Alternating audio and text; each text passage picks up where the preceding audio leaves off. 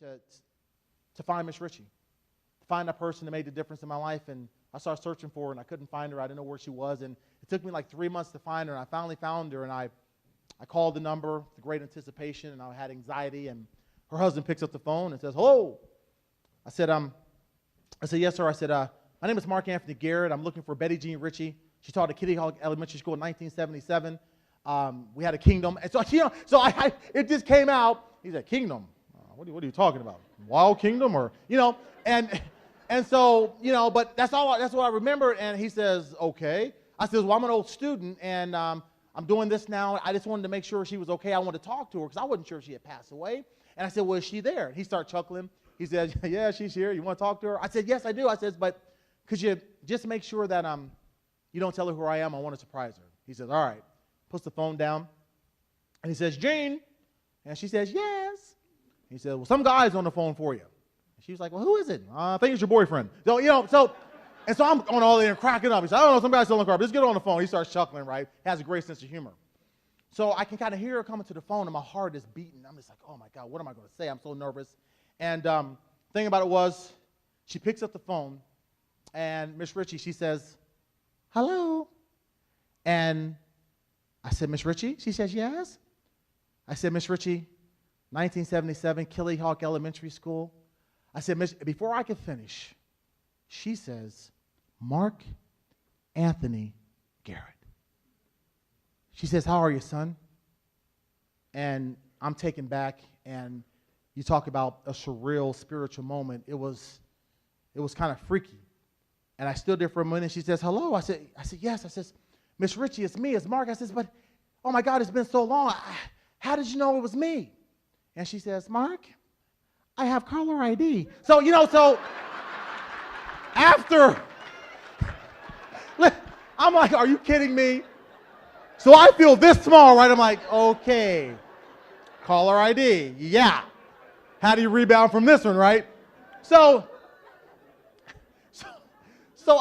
after I can recompose myself, Kentucky, I said, "Okay, well, Miss Ritchie, this is what I'm doing." I started spazzing out the same way I did when I was 8. She says, "Well, why don't you come and see me?" And so we planned the day, and I went and saw her, and I'm in my car. I'm trying to rehearse this speech. "Miss Ritchie, you were my destiny." And, all of a sudden, this higher voice says, "Get out the car and just go knock on the door." And so what you saw, we staged that one. But before that, I go up to her house. I knock on the door. And she comes to the door, and she opens up the door. And the first thing she says, before she says anything, she says, "See, I knew you were going to be significant." And at that moment, I was done. We walk in, and I give her this big hug, and her husband's standing in the background. I'm hugging her, and I just kind of hug her and pick her up. She's like, "Put me down." So I put her down. And I was excited, man. I was excited. And we sat down, and we talked about everything, about life, about purpose, about destiny. And it was an emotional moment, and she started crying. I started crying. She had a little cute toy poodle. It's crying. So everything in the house is crying, And as I'm getting ready to leave after staying there for 3 or 4 hours, I get up and I walk out, and she says this. She says, "Mark, will you fight for them?" And I stopped, and I turned around, and I said, "Ma'am?" She said, "Will you fight for them?" I said, "I'm confused. I don't understand." She says, "Will you fight for every kid who can't fight for themselves? Will you dedicate your life to making sure the kids smile, that every kid has a safe home, and that those people who inspire them and who care for them remember and understand how significant they are?" She said, "I'm 86 years old, and my time is done. I pass the baton to you." And I said, "Yes, Miss Ritchie, I will." So I'm walking out the door. She gives me a hug. She kisses me on the cheek. She says, "Keep your chin up and help the world understand their significance." I cried all the way home. So as I end this speech today, I want to let you guys know you guys are awesome.